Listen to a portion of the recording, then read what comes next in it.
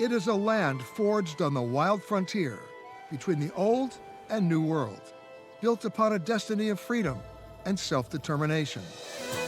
Sitting on the westernmost edge of Europe, its lyrical green valleys bordered by soaring coastal cliffsides. It's a small island, but with a large influence, thanks to millions of immigrants who brought their traditions with them across the globe. And while the culture may feel familiar, if you dig past the surface, there's a brave new and old world, an emerald isle with scholars and saints, poets and politicians, stories and those who sing them. Two countries on one island, intertwined in history, mythology, and hope. This is what I came for, a rich land where every step reveals a new surprise, often hiding in plain sight. I'm Peter Greenberg, and this is Hidden Ireland.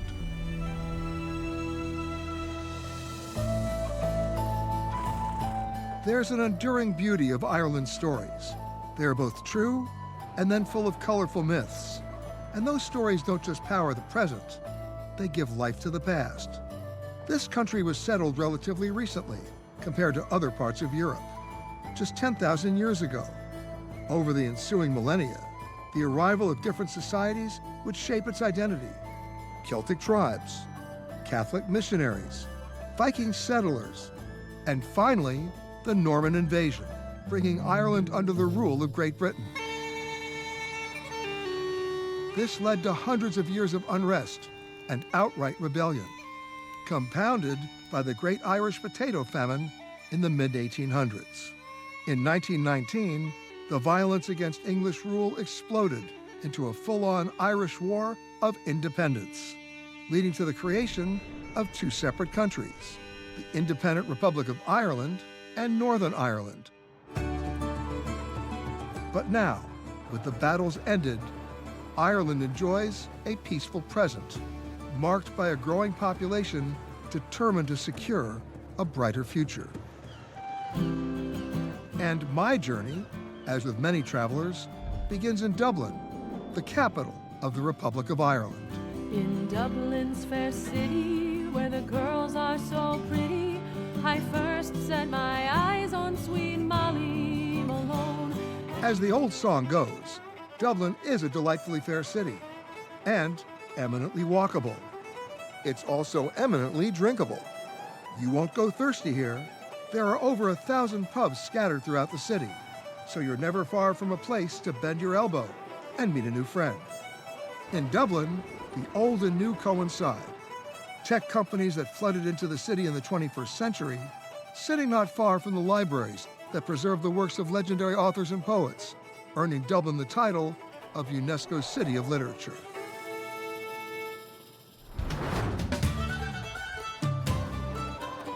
While Dublin is a modestly sized capital city, with a population of roughly 500,000, on certain days, you wouldn't know it, 1/5 of Dublin's residents can be found here. Peter, welcome to Croke Park. The capacity of this stadium is 82,300 people. And you fill it? So we'll fill this absolutely full to the gills. But what most people miss is what's up there. Jerry McGarry is a former athlete who now works at Croke Park, the home of the Gaelic Athletic Association and its traditional Irish sports. Croke Park is actually a neutral stadium, meaning there's no home team. All teams play here as equals. There's been a stadium here since the late 1800s, and in 1920, it was the site of the Bloody Sunday Massacre during the War for Independence. In the 90s, a 12-year renovation project began to create the Croke Park of today. Okay, Peter, we're nearly there. That's what you said half an hour ago. Just a little bit. Just a little bit more to go. The worst part is over. There we have it. Wow. This is the most magnificent view of Dublin City you're going to get. One thing you'll notice about here, Peter, there's actually no skyline in Dublin, no high-rise buildings. Because of that, for us, we can see all the way from the mountains all the way over to the sea. Amazing. The lack of skyscrapers is due to strict height regulations in Dublin. And while taller buildings have started to creep in, the centuries-old cityscape remains. Well, it was worth the climb. From this vantage point, you can see the past, present, and future of Dublin. So they get to play out there. Huh, we get to look at this. No, you get to play it too. Play what? This is hurling, practically unknown outside of Ireland. But along with Gaelic football, it's the heartbeat of Croke Park. Teams of 15 sparring to score through their opponents' goalposts. Hurling goes back in Ireland to mythological times, about 2,000 years. If you're a very, very good hurler, they thought that that was very, very good training to be a knight and to be a warrior back in those days, and it is still the game of warriors.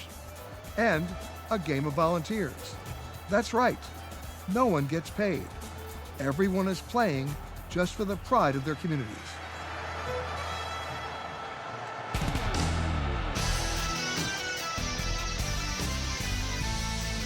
Hey, guys. How you doing? How are you?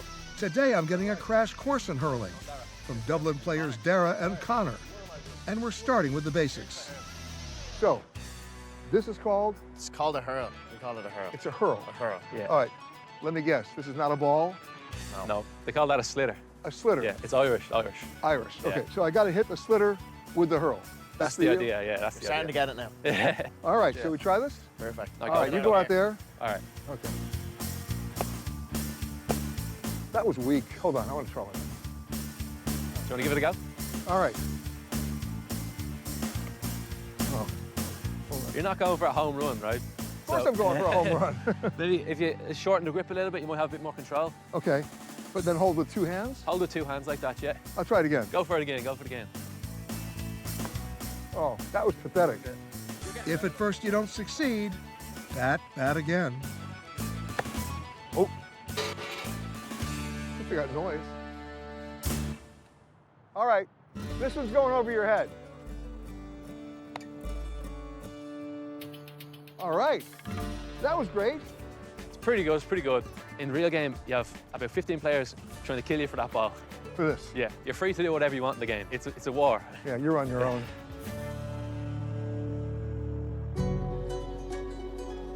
But to truly understand Ireland, you need to go northwest from Dublin, starting about 30 miles away, to County Meath in Ireland's ancient east, which was once the home of the High King of Ireland. And with kings come castles. Castles are built for a number of reasons. One is to say, I'm here, and the other is to make sure that you stay here. You don't build castles in friendly environments. David Gilroy grew up by the most intact castle in all of Ireland, Trim Castle. Everywhere I've ever been in Ireland, it's castles followed by castles followed by castles. How many are there? Well, some say there's up to 30,000 castles in Ireland. 30,000. 30,000. A lot of those would be ruins, obviously, but they look... But this is a real castle. This is the real castle. So this is the largest Anglo-Norman castle in Ireland. It was built in the 12th century. With a location chosen deliberately along this important lifeblood of Ireland. We're standing on the banks of the River Boyne. Since the start of global civilization 10,000 years ago, this river has flown along here. You look to that river, you look to that castle, you're not just looking at stones and water, you're looking at the lives of men and women. And over 100,000 people come to Trim Castle every year to imagine those lives. But if you know a guy who knows a guy, then maybe you get a chance to see it from a different perspective. You've seen Trim Castle from the ground. I have. And today we're going to take a different bird's eye view, going to bring you flying In this. in this. On most days, you'll find Shay Party in the left seat of this Airbus 320, flying at 30,000 feet as a veteran pilot for Ireland's flag carrier, Aer Lingus. But today, he's piloting at a lower altitude, giving me a completely different look of the Boyne Valley. There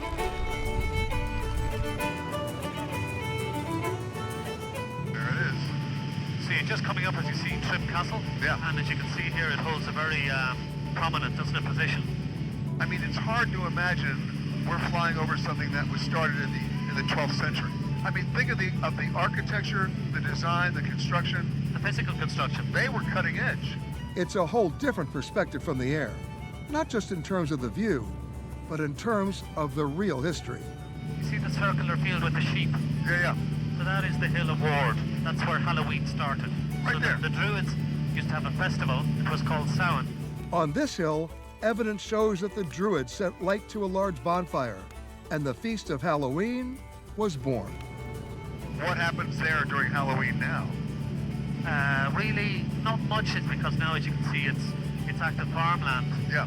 So what you're telling me is the ghosts come out at night. The ghosts come out at night. Okay, absolutely. just double checking. Do you see the mound on the hill?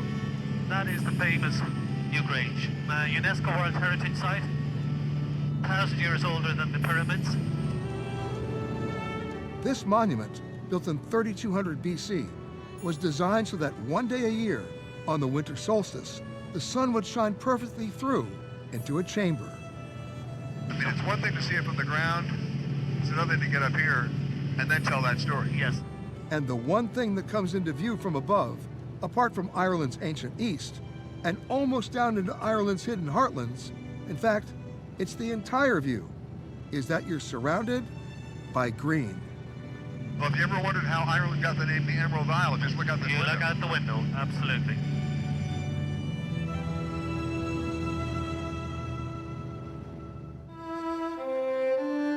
I continued heading north, and as you cross over the invisible border between countries, the majesty remains unbroken. Northern Ireland is just 1/5 the size of the Republic, but it is no less full of wonder. Volcanic fissures birthed these pillars of the Giant's Causeway, inspiring legends of its construction by a mythological giant. A swaying rope bridge draws adventurers looking to take an exhilarating stroll. And if you didn't know better, you might think this is a Photoshop brochure. But what you see is really what's here. The scenery often radiates images bordering on unspoiled beauty. Northern Ireland did have challenging times during what was known as the Troubles, which began in the late 1960s and continued through until the 90s. At the heart of the matter, on one side, the mostly Protestant Unionists who aimed to keep Northern Ireland within the United Kingdom. On the other, mostly Catholic nationalists who wanted the country to rejoin with the Republic. Today in Northern Ireland, the streets are peaceful, but there are signs of remembrance.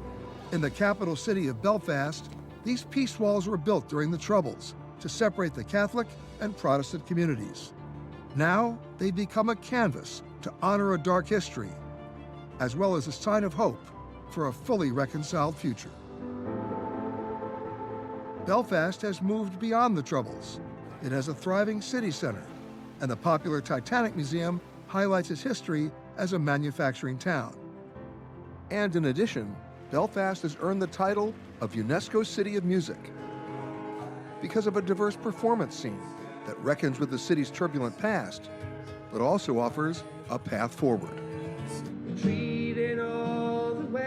I feel that music has helped to bring people together after a really difficult period of time. There's a kind of generational trauma that we're dealing with, and so creativity is a large part of healing in that. It's sort of a unifying factor now. And that's, I guess, why I'm still here. Miles McCormick has lived here all his life and has become one of the city's most prominent performers. Music has always been a big part of at least my life here in Belfast. Whenever I first got involved, I felt like I'd just fallen into a little family where I could meet someone who I'd never met before, but we had a common language. Miles started out playing rock as a teenager, then expanded his skills into traditional Irish music. Like Miles, the music of Belfast keeps evolving. The music scene in Belfast is always changing. When I was a teenager, all the gigs that I saw were metal bands. Now there's pop, there's rock, there's traditional music in every bar. A strong music scene requires supporting new voices, and a driving force for that is the Oh Yeah Music Center, a nonprofit organization that provides resources for up-and-coming musicians to rehearse, record, and perform. I think that's an interesting thing. This one piece will make 52 layers. Watch on mobile devices or the big screen. All for free. No subscription required. Including the rooftop, where some artists say they can draw inspiration from the spirit of the city. We've slowly grown into the comfort zone. One of the strong parts of reconciliation in Belfast was the music.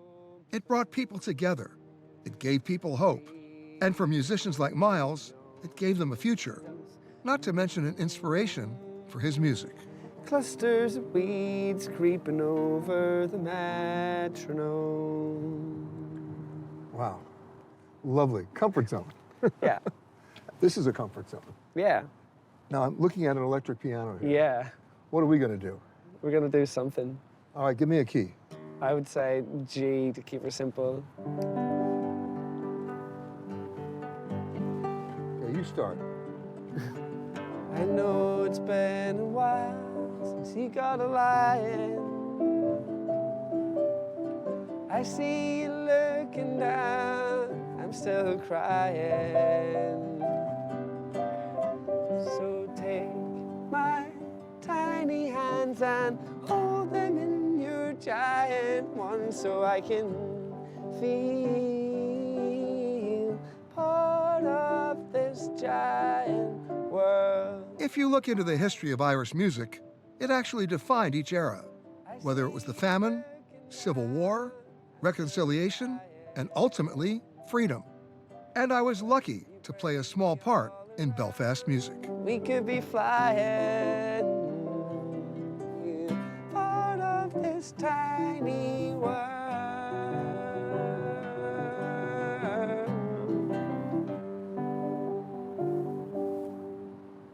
All right, man. I'm a two-chord wonder. I mean, we both are. The music of Belfast is just the appetizer to the rest of Northern Ireland. An hour west of the city, you couldn't find a more striking difference in tone at the tranquil shores of Lough Neagh.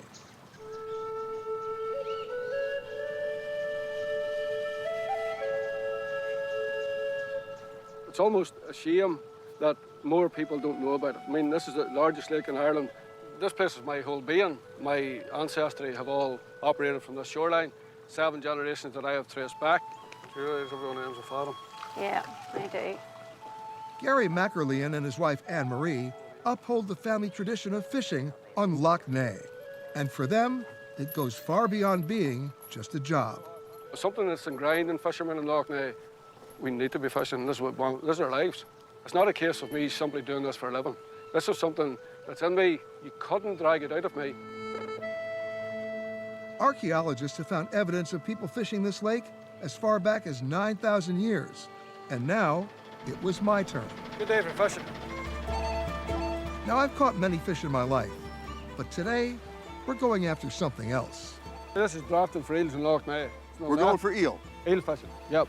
That's right, eel fishing. Lough Neagh is full of them. You've probably heard the legend of how St. Patrick drove the snakes out of Ireland. But did you know the rest of the myth? Where did the snakes go? They were driven into this lake, where they miraculously became eels. No, I'm going to throw this all out into the water. Okay. Gary tosses out a marker to guide the nets. Which means basically it's drawn across the bottom. Eels are our bottom feeders, so it's to the bottom we have to go to find them. So the net will go to the bottom? It'll go to the bottom, yep. This method hasn't really changed over the past hundreds of years. It's a very ancient method of fishing here in Lough Neagh. It's a simple but effective method that he has perfected over a lifetime. How long have you been doing this? When I was 14. I was out here at 4 o'clock in the morning and then catching the school bus at 8 to go to school. So you were fishing at 4 in the morning, Yep. catching the school bus at 8? Absolutely. Oh my God. The nets are coming up. Oh, there we are now. Come here, Amory. Here, you take this. I got this? Put this over here, Peter. If you're on the boat, you do more than just pitch in, because you're reminding Gary of the treasure that is Lough Neagh. We're so used to it, we take it for granted. And then whenever good folk like yourself come down here and see it, you're in awe at the beauty. What's that, Peter? Lough Neagh eel? Oh, these are eels. How many we got? Probably have about 25 or 30. Not bad for a morning. That's good, that's good. If we had that every draft, we're going to happy. Now that I've gotten a taste for eel fishing, it's time to get a real taste for eel. So, Peter, I'm going to cut this into bite-sized portions. You calling that bite size? Well, we're out there a wee while. I thought you'd been hungry. Okay, I'm hungry. Big bites. So, we'll get these on. You'll notice I'm not using oil. But as the eel starts to cook, suddenly there's oil. Boy, that's a lot of oil. It is a lot of oil. But that comes right from the eel. It's natural. You can't get fresher than this. This is lake to table. Okay, I'm gonna taste this right now. Oh, wow. That's good. I can eat this all day. Our eels, without question, are a special delicacy. And the reason is the high oil count within the eel. Mm. And the lovely juicy. It's great. Mm. These eels are still in demand throughout Europe, but Loch Ness and its eels actually mean something more to the people of Ireland. If you go back to the time of serious hunger in Ireland during the time of the famine, it fed us. So it has been a crucial stretch of water, been there for us before, and it'll be there for us again.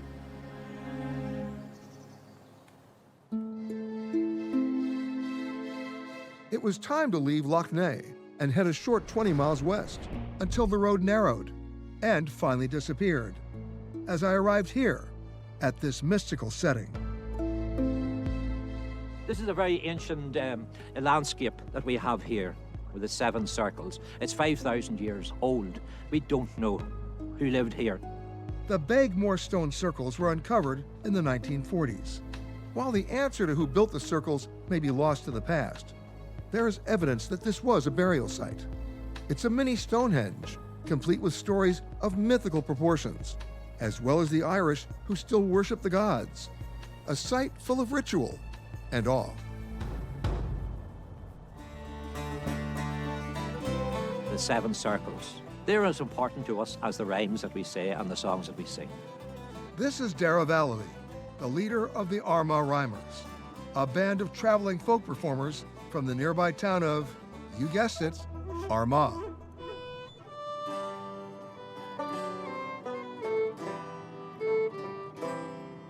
Long before television was invented and had everybody charmed in a corner, sitting on a sofa, the rhymers went from house to house, entertaining their neighbours, their friends. So you could imagine a dark winter's night, and we would approach the house, and as a captain of the play, I would say, "Open the door and let me in. We hope your favour, we shall win." And if there were any children in the house, they would hide under the table. I remember doing that. Scared. Oh, they were scared stiff. As I was going to Lisbon, I met And I can kind of see why. These frightening yet curious masks, made of straw, represent characters from Celtic mythology. Okay, so that's when you come to the house. But what about here? Well, come over here and I'll show you. Okay. The Rhymers come here, like their ancestors did for centuries, to commemorate life cycles and the changing of the seasons. But the only way to truly understand is to join in. Put that on. Okay. And there you are. And join the circle now. I was given the mask of Lu, the all-seeing Celtic sun god. A pretty big role for my first Rhymer performance. It's one thing to be a spectator, but before I knew it, it was forced audience participation. How am I doing? Swing your arms, shoulders back, head up, chin in, bellies out. And close your left eye.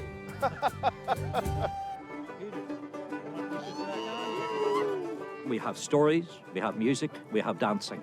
The folklore and the ritual has been passed down to us. We feel that we are the keepers of the tradition. You are no longer a guest. You are one of us. Put it there. I'm a rhymer? You are a rhymer today. The Bagmore circles are just one stop for the Rhymers as they carry this performance tradition throughout the country. And my journey has to continue as well. I am a rambling Irishman. Exploring an entire country is a daunting task, but Ireland lays out a path for you, the Wild Atlantic Way. It kicks off in dear Old Donegal, in the Republic of Ireland, weaving between the crashing waves of the coast and the mountainous countryside. The Wild Atlantic Way guides you through villages frozen in time and along expansive vistas that have inspired generations of artists and poets. At over 1,500 miles, it's the longest uninterrupted coastal driving route in the world. And if you head just east, the hills are dotted with a certain population. And in the village of Clonbur, the sheep outnumber the humans. The main type of farming here in this part of the country is sheep farming. All our life is based around hill sheep farmings. If you want a closer look, the locals will point you to Joe Joyce, a third-generation sheep farmer, but he doesn't do it alone. As you can see, the terrain around here is very difficult to walk on. So for us to collect sheep off the mountains there, you need good dogs. The well-trained sheepdog is a must for any sheep farmer. There's no other animal, no other machine can replace the sheepdog for us here on the mountains. Now, who's this? This is Spot. This is my old guy. You have a dog called Spot? Yeah. So what I'm going to do here now with Spot, I have a bunch of sheep up at the end of the field here in the distance. We're going to send Spot up to fetch them. They're way up. Yeah, we're going to send Spot up there to fetch them down. Spot, you ready? Hey, buddy. And without hesitation, Spot goes to work.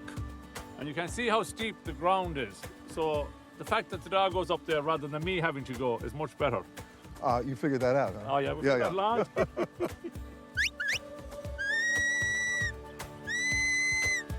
And as soon as the sheep see him coming, see, they react. See how good his hearing is. Watch this. Yeah. Walk on. Walk on. See? You can hear that from here. Wow. Now, if only more people were this obedient. Stay, stay, stand, stand, stand. He'll do the same thing with over 100 sheep on the mountain he done with them 6 sheep. So basically what you're saying is this is sheep traffic control. Big time. And if you're going to be a shepherd, you have to dress the part. The traditional spec cap is what the Irish farmers wear here in the west of Ireland. And I can see you got my size. Well, we'll work on that another day.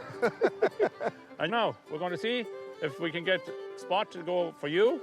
To go left is come by. To go right, away. To stop will be stand. To walk means walk on wherever they're positioned. Okay. With Spot at the ready, it was time to try out my sheep herding commands.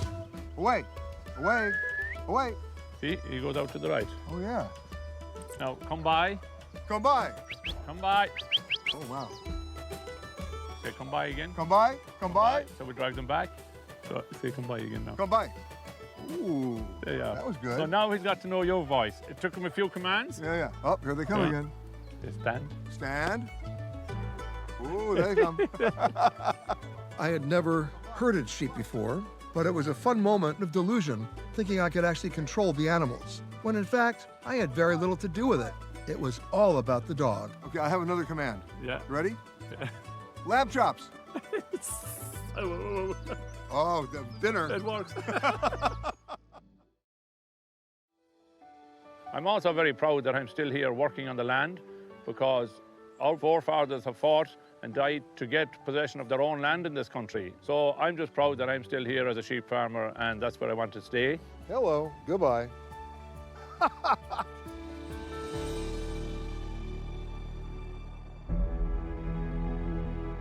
And just over these hills is a world unto its own. I told you Ireland has castles, but nothing compares to Ashford Castle. It's a very special place that brings with it over 800 years of history. Formerly the home of the Guinness family, it's now a hotel. But it's more than a hotel. It is in itself a way of life. How's this for an arrival? It's just the beginning indication of what to expect at Ashford. Anything you want to do, you can do it, and in style. From horseback riding to zip lining, archery, clay shooting, even falconry. And they offer one more experience. But first, you need to know to ask for it. And if you do, the folks at Ashford will send you down this unmarked road. But you won't get lost. Just listen for the music. They say the harp chooses its victims and tortures it for life. I heard the harp when I was 10 and I was captivated. I just had to make that noise. Accomplished harpist Paul Dooley has been playing all his life. And when you come here, you don't just listen to the music. You go into the workshop where you help make the instruments. This is the iconic Irish harp. It probably goes back to 1,000 years ago or thereabouts in Ireland anyway, at least. We're starting on the soundbox, where the tone and volume are generated, which is made from one solid piece of a willow tree. Right, you've used the plane before? Yeah, in high school. Okay. Okay. So start there and find the bumps first. Like you see there's a little bit of bump there. Take them out. And it's fairly straight now, but... So, okay. One. And then now you put your back into it, as they say. Yeah, I'm putting my back into it. All right. Okay. I make harps because when I began playing the harp, I couldn't afford to buy one. So I just began making them. Oh, that's good now. Looking good. Yeah, it's getting smoother. The harp has been associated with Ireland from as far back as the 12th century. Travellers to Ireland commented on how fabulous the musicians here were. And then it became the emblem of Ireland around maybe the 15th, 16th centuries. And today, the harp can be seen on government documents, on beer labels. It's even reflected in the famed Samuel Beckett Bridge in Dublin. So how long does it take to finish a complete harp? A complete harp like that one, about 6 weeks maybe. 6 weeks? Yeah. So what you're saying is I'm staying for dinner? Yes. Okay, fine. But it's not all woodworking. I then got to play the instrument. What it is just the white notes of a piano, without the keys. You are the keys. Do you want to try a little bit of a tune?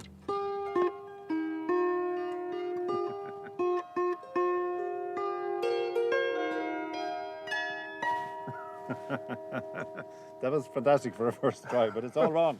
I'm sure it's all As wrong. you know, you can't play the piano with just your thumb. Yeah? That's true. So it's same with this. You have to put all the fingers on.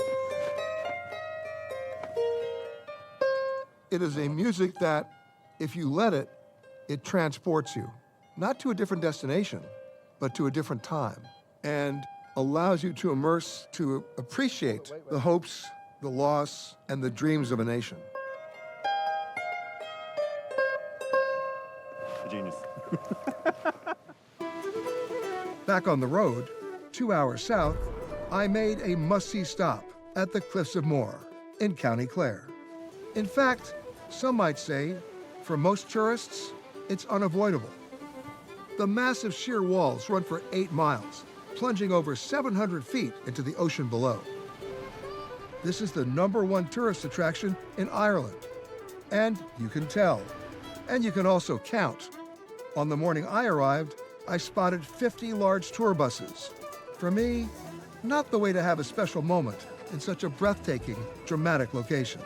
But if you know the right person to ask, you'll get a very different view.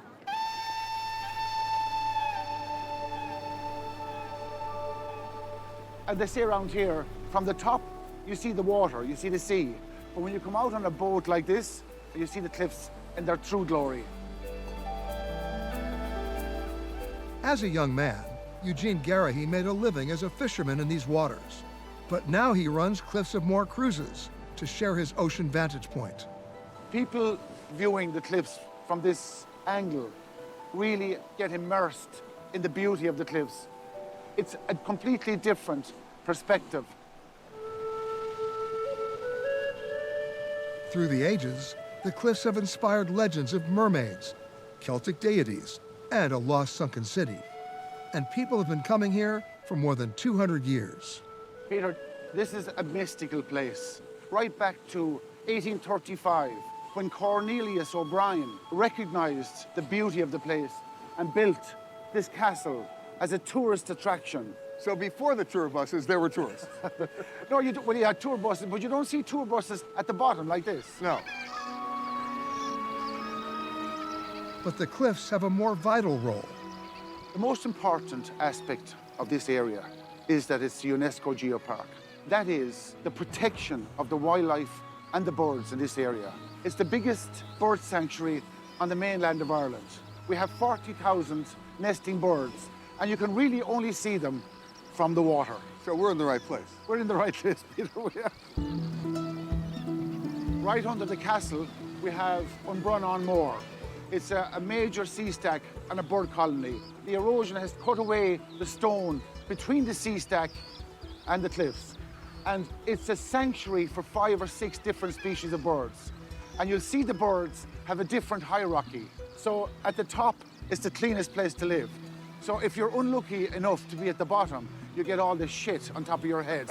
So the clever birds are at the top. It's like life itself. Life itself, Peter, yeah. Exactly, you nailed it.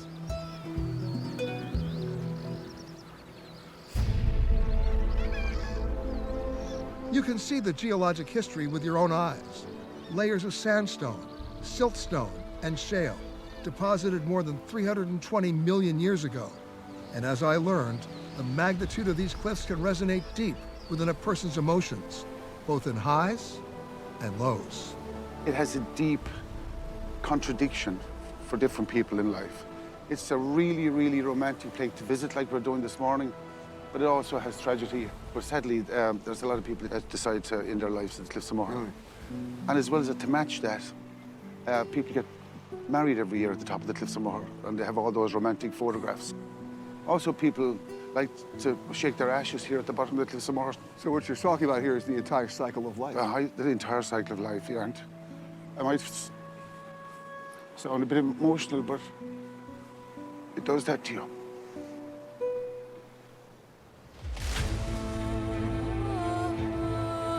And whether viewed from the water or from the land, the cliffs offer their own powerful perspective. I suppose looking at the majestic cliffs here, I suppose it just tells us how small we are in the world and how instant we are. We're here and we're gone, but these cliffs go on for millions and millions and millions of years, so we can protect it.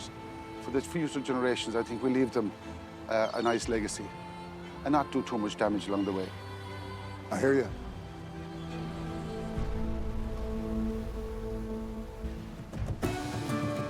Heading south on the Wild Atlantic Way, I passed what looks like endless farmland. And 30 minutes west of the city of Limerick, there's a place that will immerse you in traditional Irish life, hard work, and the threatened world of the family farm. The family farm was the mainstay of life in Ireland, and especially small farms, such as Rigney's farm here. Rigney's farm is a rare breed. Caroline and Joe Rigney started it as a working farm, and now to make ends meet, it's also a working bed and breakfast. But you don't just get a view of the farm. If you're staying here, you're working here.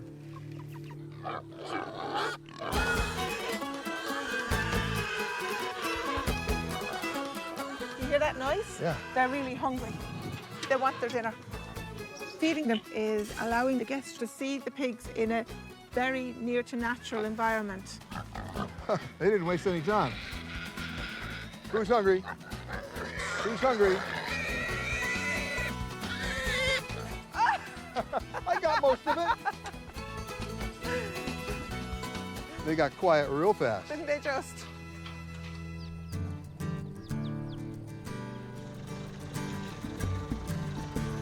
But feeding pigs was only part of my marching orders. Can't be in Ireland without talking about potatoes. We're going planting them. That is a seed potato. You could have eaten it or kept it for seed. I'll make a hole. Okay. And you just drop a potato into it. That's it? That's it. Boom. Simple as that.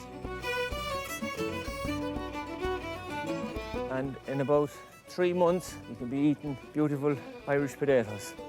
Generations back, the potato was the main food source for the Irish people.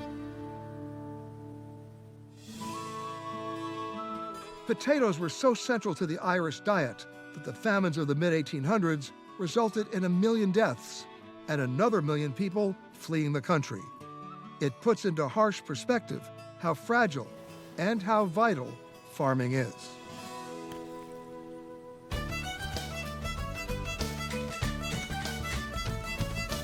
You've got a really important job to do here. Hen has left us a couple of eggs. There you go. Got it. And then down here is a trickier one. Because the hen's in there, and she's laid an egg. And you're going to take it out. And she doesn't want to go out. Ah! I'm glad you're wearing gloves. Good plan. I will help you. She's just a little aggressive. Really? Just a little. Okay. Now, sweetie. Look at that. You don't get any fresher than that.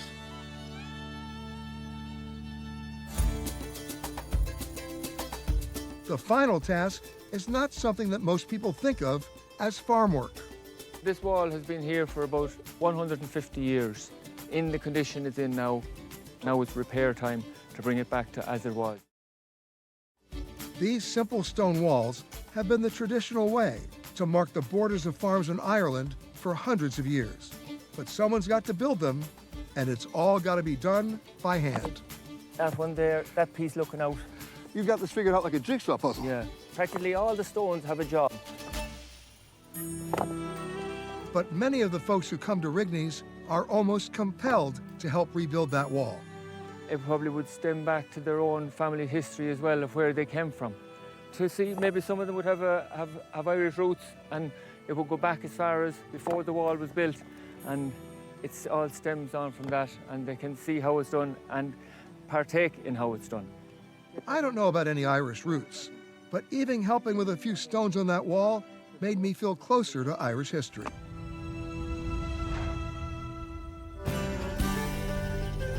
For me, when it comes to Ireland, my favorite direction has always been southwest, as far as I can go, to Portmagee. Portmagee, you're my treasure, you're a gem beyond measure, your magic will ever endure. Named after an 18th century smuggler, Portmagee is the quintessential small fishing village, the perfect place to find a pub at the end of the day. And you never know what's waiting for you behind the door. A typical session is spontaneous.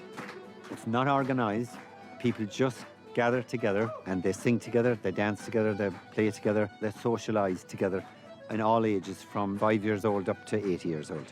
Gerard Kennedy is the owner at Moorings Restaurant and Pub. And these music sessions aren't just a way to blow off steam. They're a way to keep traditions alive. It's all about passing it down. These are songs that are there for hundreds of years and tunes that were written hundreds of years ago. So they're being passed down from one generation to the next. If you're at a session, you won't just be sipping a pint and watching. You're gonna get involved. So don't be surprised when music literally gets handed down to you. I'm going to show you how to play the bodhrán. You put your hand in here in the back, and you get that like a pencil. Up and down, up and down. Perfect, perfect. Am I doing okay? You're doing okay. And if you think you can just sit and learn, think again. This traditional dance is called Shoe the Donkey. Irish have been doing this two-hand dance as long as anyone can remember. I dance side by side with my partner, holding right hand and right hand, left and left. As you can see, talent and agility are not requirements, but spirit and passion are, and you better have plenty of that. As small and close-knit as Portmagee is, some of Ireland's communities are even more hidden, available only by ferry. They publish a schedule, but you aren't always bound by it. The locals often call ahead, and that's when you get to go to Cape Clear, 8 miles out. It was one of the last places immigrants saw as they headed west to America by ship. Some of them might have thought of it as the point of no return, when in fact, the island is a place, once you get to know it, you long to return.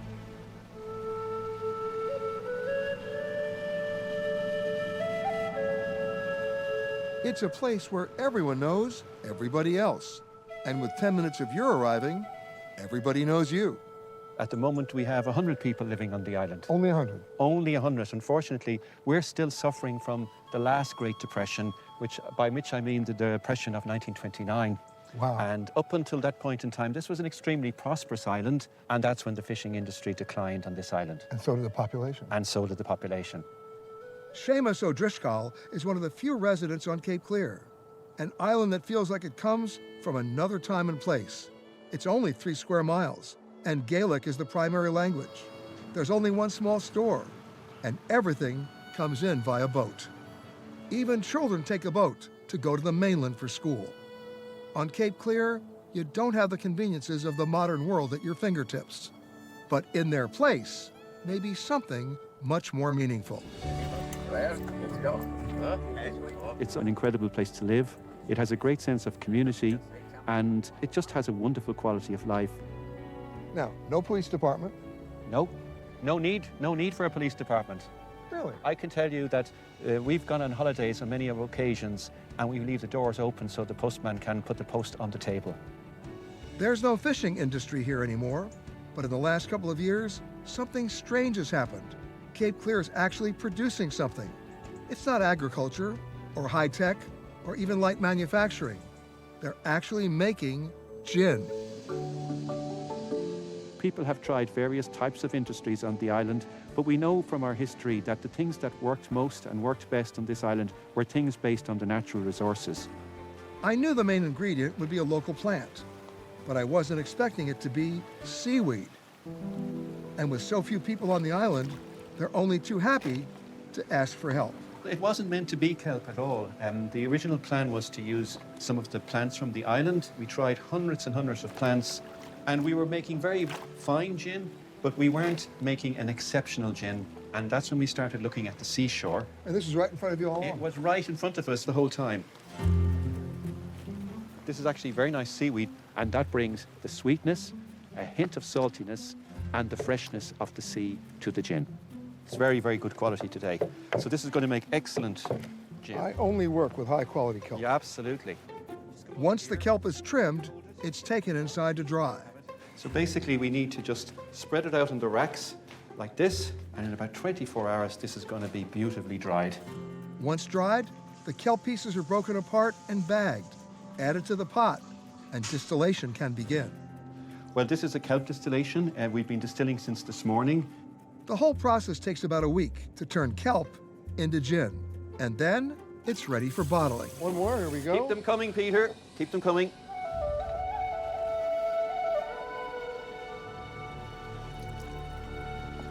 Sláinte. Well, thank you very much.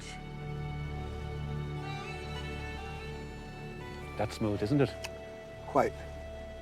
Nicely done. Very nicely done. It's these quiet moments, like sharing a drink with a new friend, that show the real community of Cape Clear and why it's so worth preserving. It's almost inescapable that if you spend any amount of time in Ireland, you could begin to think like the Irish. You could begin to drink like the Irish, dance like the Irish. In fact, you might even believe you are Irish.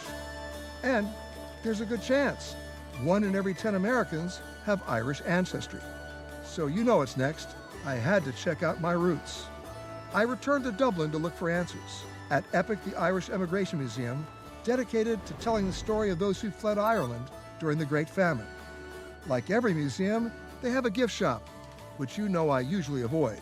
But if you pass through here and find this door on the right, you can start to find your own history at the Irish and Family History Center. So what do you need to know? I need to know everything.